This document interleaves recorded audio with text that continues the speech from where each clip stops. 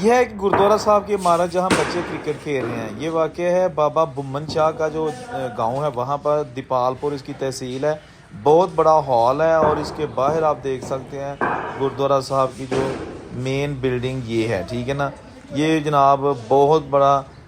گردوارہ اور temple complex آپ اس کو کہہ سکتے ہیں، دیپال پور کے پاس گاؤں ہے بمن شاہ۔